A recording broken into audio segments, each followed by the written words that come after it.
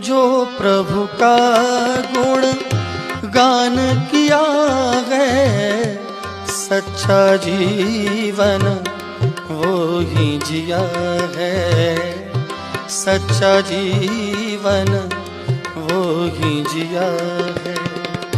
सुमिरन के बल से तुझे, सुमिरन के बल से तुझे मुक्ति है पाना, प्रभु के सिवा कहीं दिल।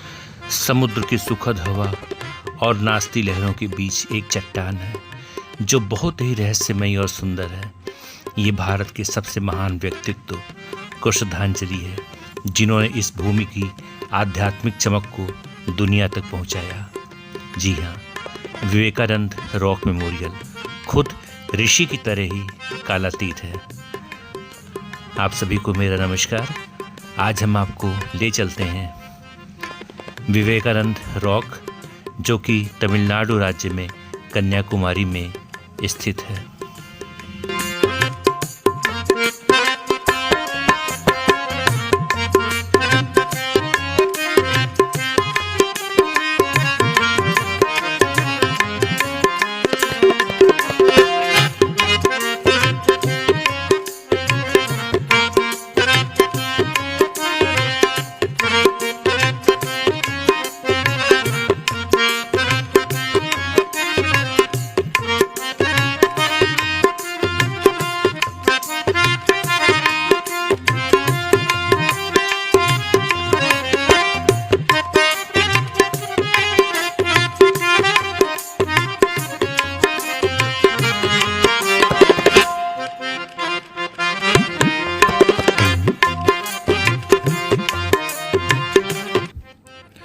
स्वामी विवेकानंद, जो अब तक के सबसे महान आध्यात्मिक नेताओं में से एक हैं, उन्होंने कहा था कि दिल और दिमाग के बीच संघर्ष में अपने दिल की सुनो। जब आप कन्याकुमारी पहुंचते हैं तो आप अपने दिल और दिमाग दोनों की बात मानने से खुद को रोक नहीं पाते, क्योंकि विवेकानंद रॉक मेमोरियल आपको अपनी शानदार भव्यता के साथ आमंत्रित करता है। भारत में सबसे ज़्यादा देखा जाने वाला पर्यटन आकर्षणों में से एक विवेकानंद रॉक मेमोरियल कन्याकुमारी की मुख्य भूमि से लगभग 500 मीटर की दूरी पर समुद्र में एक चट्टान पर स्थित है। 19वीं सदी के दार्शनिक और लेखक स्वामी विवेकानंद ने सन 1893 में शिकागो में आयोजित विश्व धर्म संसद में भारत की आध्यात्मिक ख्याति को दुनिया के सामने रखा। महान भिक्षु के सम्मान में 1970 में स्मारक बनाया गया था। जिस चट्टान पर स्मारक बनाया गया है, कहा जाता है कि यहीं पर विवेकानंद को ज्ञान की प्राप्ति हुई थी। किंवदंतियाँ तो ये भी कहती हैं कि इसी चट्टान पर देवी कन्याकुमारी ने भगवान शिव की पूजा की थी। इस प्रकार भारत के धार्मिक परिसर में एक महत्वपूर्ण स्थान प्राप्त हुआ। चट्टान में एक विशेष रूप से संरक्षित भाग है, जिसके बारे में माना जाता है कि ये देवी के चरणों के निशान है। स्मारक विभिन्न स्थापत्य शैलियों का एक सुंदर मिश्रण प्रदर्शित करता है।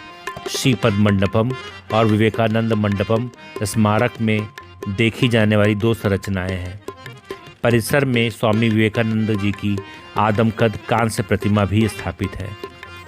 यह चट्टान लक्षद्वीप सागर से घिरी हुई है, जहां बंगाल की खाड़ी, हिंद महासागर और अरब सागर का संगम होता है। यह स्थान अत्यंत मनोरम है और आपको आश्चर्यचकित कर ही देगा।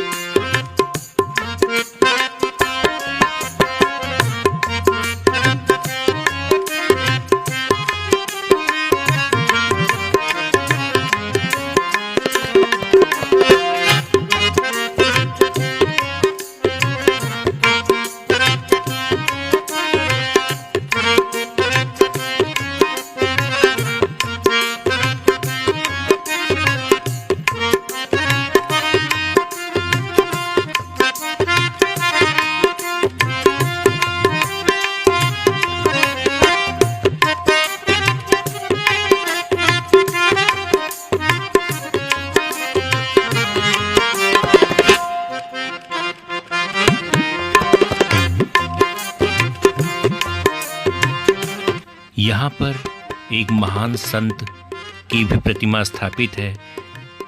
उन संत का नाम है तिरुवल्लुवर।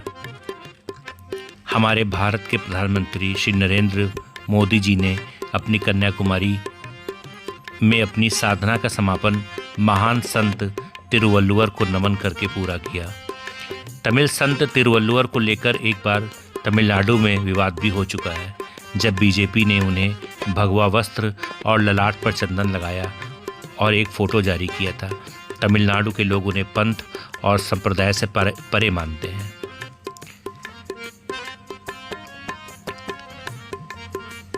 प्रधानमंत्री श्री नरेंद्र मोदी जी की ध्यान साधना जब पूर्ण हुई तो उन्होंने 30 मई की शाम को कन्याकुमारी के विवेकानंद रॉक मेमोरियल में ध्यान साधना शुरू की थी।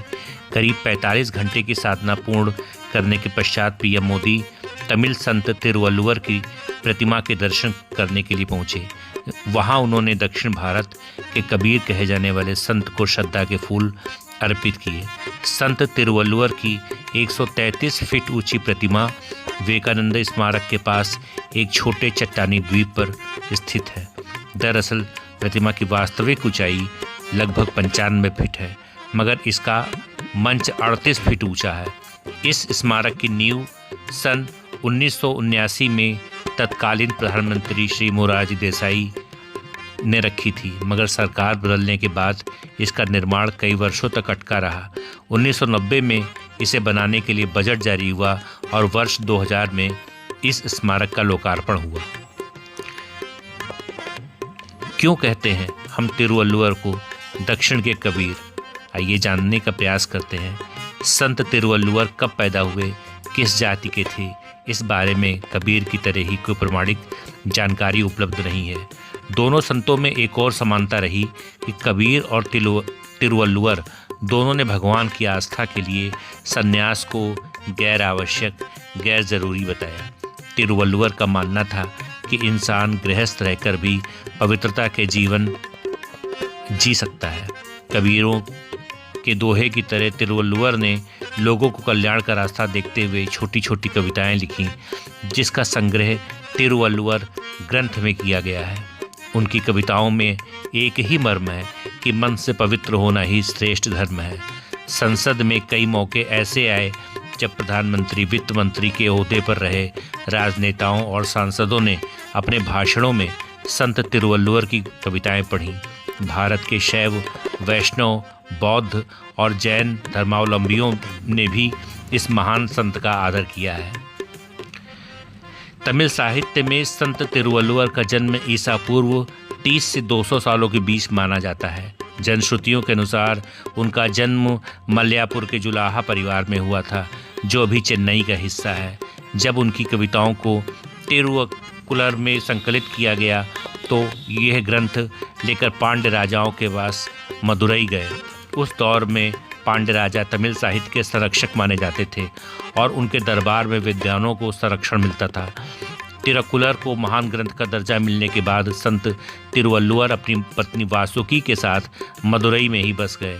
उनका एक प्रसिद्ध विचार है कि अपनी पीड़ा सह लेना और दूसरों की पीड़ा नहीं पहुंचाना ही सबसे बड़ी तपस्या है। संत तिरुवल्लुवर और उनकी पत्नी को लेकर भी कई शिक्षाप्रद कहानी इस तमिलनाडु में काफ़ी मशहूर रही हैं। जनश्रुतियों के अनुसार संत तिरुवल्लुवर ने अपनी पत्नी को भोजन परोसने के साथ एक कटोरा पानी और एक सुई भी देने को कहते थे। वासुकी भी खाना देने के बाद हमेशा एक कटोरा पानी और सुई उनके पास रख दिया करती थी। वक्त बीतता गया, उनकी पत्नी अंतिम शैया पर पहुंच गई। वासुकी ने उनसे पूछा कि आप पूरी जिंदगी कटोरे में पानी और सुई के साथ भोजन क्यों करते रहे? इसका रहस्य मैं आज तक नहीं समझ पाई। संत तिरुवल्लुवर ने उनकी जिज्ञासा शांत करते हुए उन्हें बताया कि वो अन्न के एक भी दाने को बर्बाद होते नहीं दे सकते, क्योंकि वो किसान की मेहनत से परिचित हैं। अगर अन्न का एक भी दाना ज़मीन पर गिर जाता तो वो सुई से उठाकर पानी से धोते, फिर उसे ग्रहण कर लेते। मगर पत्नी वासुकी ने अपने जीवन में कभी ऐसा मौका आने नहीं दिया।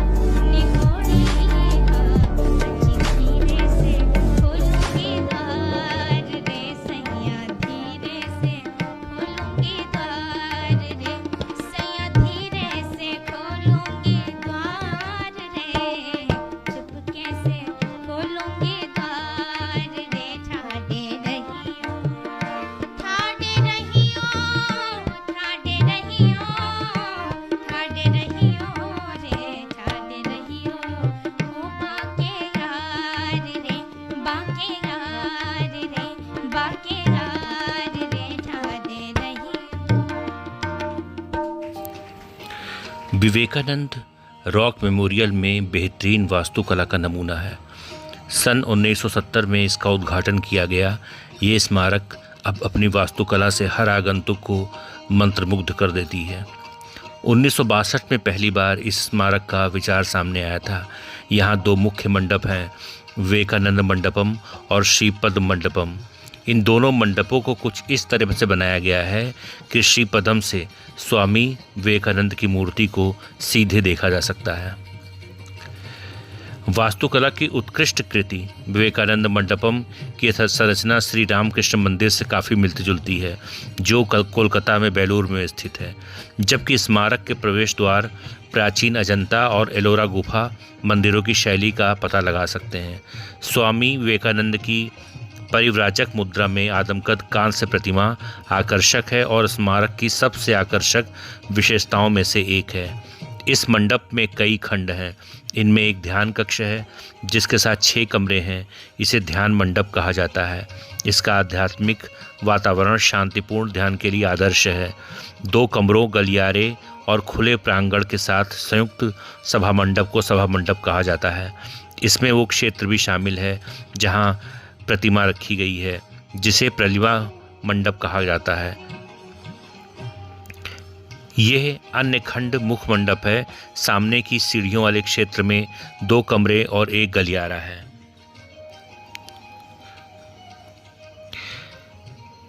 विवेकानंद रॉक मेमोरियल के सबसे महान संतों और नेताओं में से एक स्वामी विवेकानंद की याद में बनाया गया है। ये वो स्थान है जहां उन्होंने ध्यान लगाया था। स्वामी विवेकानंद सन 1892 में कन्याकुमारी पहुंचे और इस चट्टान पर 2 दिनों तक ध्यान लगाया। ये विश्व धार्मिक सम्मेलन में भाग लेने के लिए शिकागो जाने से कुछ दिन पूर्व की बात है। ऐसा कहा जाता है कि इस स्थान पर देवी पार्वती ने स्वामी को आशीर्वाद दिया था, जो देवी दुर्गा के एक उत्साही भक्त थे, और उन्हें भारत, इसकी महिमा और इसे ऊपर उठाने के मार्ग के बारे में समझने की प्रेरणा यहीं से मिली थी। स्वामी विवेकानंद के प्रबल अनुयायी एकनाथ रामकृष्ण रानाडे इस स्मारक की स्थापना में मुख्य व्यक्ति थे। स्मारक का निर्माण 6 साल में लगभग 650 श्रमिकों की मदद से पूर्ण हुआ और इसका उद्घाटन सन 1970 में हुआ। स्वामी विवेकानंद की शिक्षाओं को फैलाने के लिए रानाडे ने 7 जनवरी सन 1972 को विवेकानंद केंद्र नामक एक संगठन की स्थापना की। विवेकानंद केंद्र की स्थापना विवेकानंद स्मारक के बगल में की गई थी।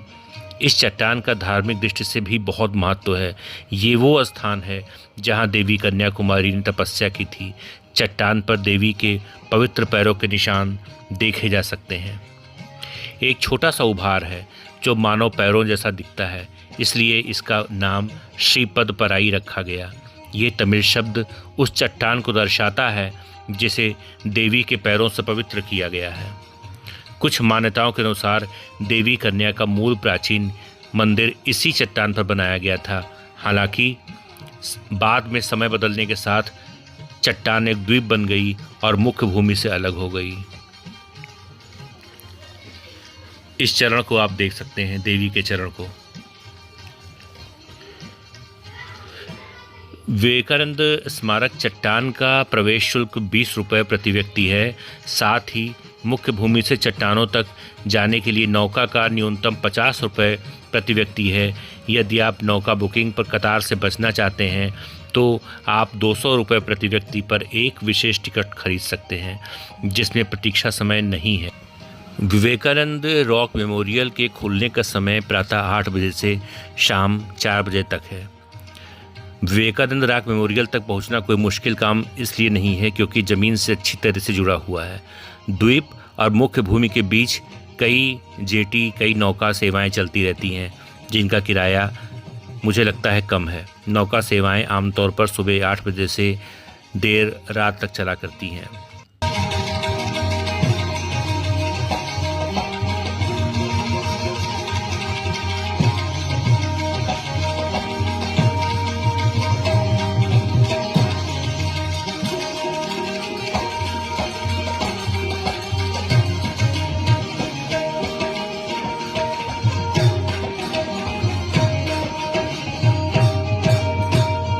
प्रभु जी मुझको भूल गए क्या, प्रभु जी मुझको भूल गए लो, दास की खबरिया रामा रामा रटते रटते बीती रे उमरिया, रामा रामा रटते रटते बीती रे उमरिया।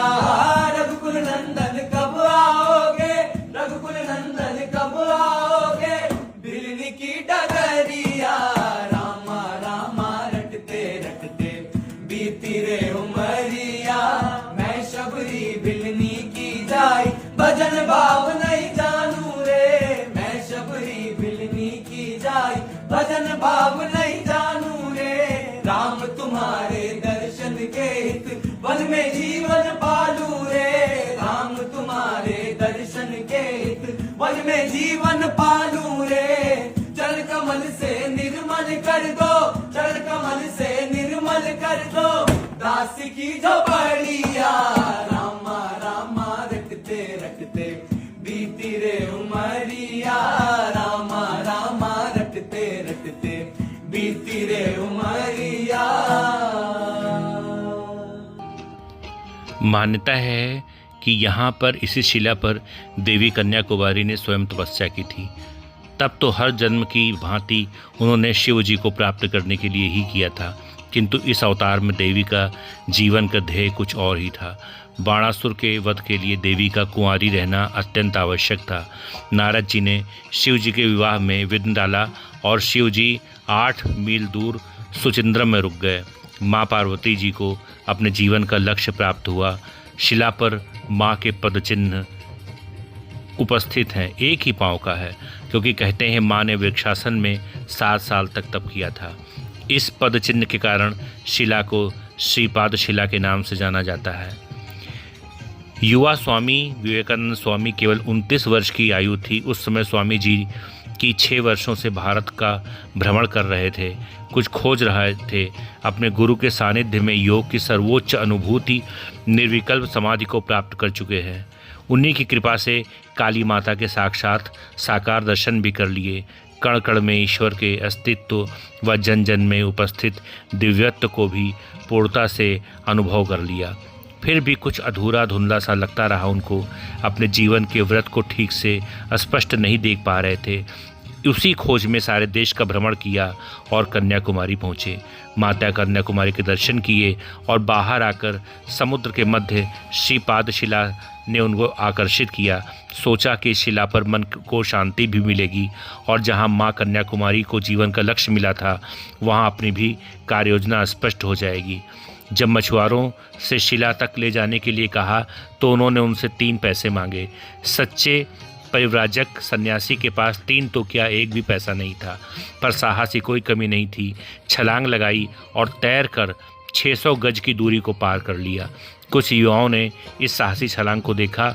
वे अपनी नौका से स्वामी जी के पास पहुँचे। स्वामी जी ने उन्हें अपना ध्यान का संकल्प बताया और लौटा दिया। युवाओं ने कुछ केले, फल और दूध वहाँ रख दिए, जो 3 दिन बाद वैसे ही रखे रहे। रोज़ स्वामी जी को देखने जाते थे। 3 दिन और 3 रात स्वामी जी वैसे ही ध्यान मग्न बैठे रहे। चौथी सुबह इन युवाओं के साथ कट्टमारन नारियल के पेड़ के तने से बनी नौका पर बैठकर किनारे वापस आए। ध्यान के बारे में स्वामी जी ने अधिक विस्तार से तो कुछ नहीं कहा, किंतु इतना बताया कि जो खोजने गया था वो प्राप्त हो गया। बाद में अपने गुरु भाई शशि महाराज स्वामी रामकृष्णानंद को लिखे पत्र में स्वामी जी ने बताया कि इस ध्यान में उन्हें अपने जीवन की योजना प्राप्त हुई। एक और स्थान पर इस ध्यान का उल्लेख करते हुए स्वामी जी ने कहा है कि भारत का गौरवशाली अतीत, भयावह वर्तमान व पूर्व से भी अधिक स्वर्णिम भविष्य किसी चलचित्र के भांति मेरी आंखों के समक्ष प्रवाहित हुआ। स्वामी जी की बोध स्थली पर आज भव्य विवेकानंद स्मारक शिला खड़ा है। स्मारक के प्रणेता एकनाथ रानाडे ने केवल प्रस्तर स्मारक ही नहीं बनाया, स्वामी जी की कार्ययोजना को कार्यरूप देने के वैचारिक आंदोलन विवेकानंद केंद्र की भी स्थापना की। केंद्र के कन्याकुमारी स्थित मुख्यालय विवेकानंदपुरम में स्वामी जी के ध्यान के समय उनके विचारों पर आधारित प्रदर्शनी विवेकानंद चित्र प्रदर्शनी उत्तिष्ठत जागृत लगाई गई है। इसमें माननीय एकनाथ जी ने स्वामी जी द्वारा देखे भारत के इतिहास, वर्तमान व भविष्य को चित्रों में प्रकट करवाया है। हम में से प्रत्येक भारतीय को अगर समय मिले तो एक बार कन्याकुमारी अवश्य जाना चाहिए। क्या पता जहां माँ कन्याकुमारी व स्वामी जी को अपने जीवन का ध्येय मिला, हमें भी कुछ प्राप्त हो जाए। कई लोगों को मिलता भी है। आइए इस चिंतन पर्व में हम स्वामी जी के मानस को समझने का प्रयत्न करें।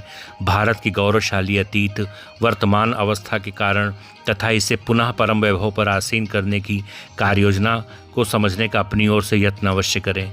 आज प्रथम चरण को देखते हैं, कल अगले दोनों चरण देखेंगे। ये रातें, ये मौसम, नदी का किनारा, ये चंचल हवा। ये रातें, ये मौसम, नदी का किनारा, ये चंचल हवा। कहा दो दिलों ने कि मिलकर कभी हम न होंगे जुदा। ये रातें, ये मौसम, नदी का किनारा, ये चंचल हवा।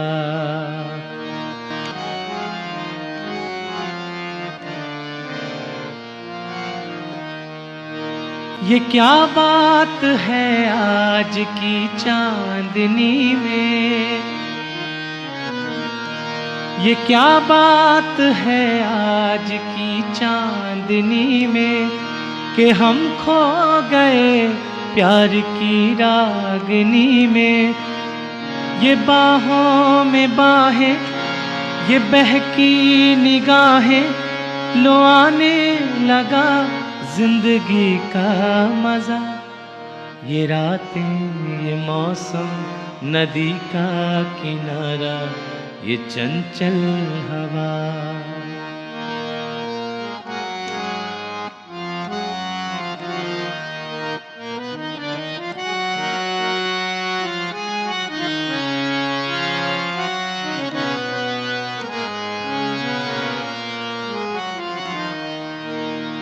सितारों की महफिल ने करके इशारा, सितारों की महफिल ने करके इशारा, कहा अब तो सारा जहां है तुम्हारा। मोहब्बत जवां हो, खुला आसमां हो, करे कोई दिल आरज़ू और क्या। ये रातें, ये मौसम, नदी का किनारा, ये चंचल हवा। कहा दो दिलों ने कि मिलकर कभी हम न होंगे जुदा। ये रातें, ये मौसम, नदी का किनारा, ये चंचल हवा। हमारे प्रधानमंत्री श्री नरेंद्र मोदी जी ने तमिलनाडु में भारत के पहले वर्टिकल लिफ्ट रेलवे सी ब्रिज नए पंबन ब्रिज का उद्घाटन किया।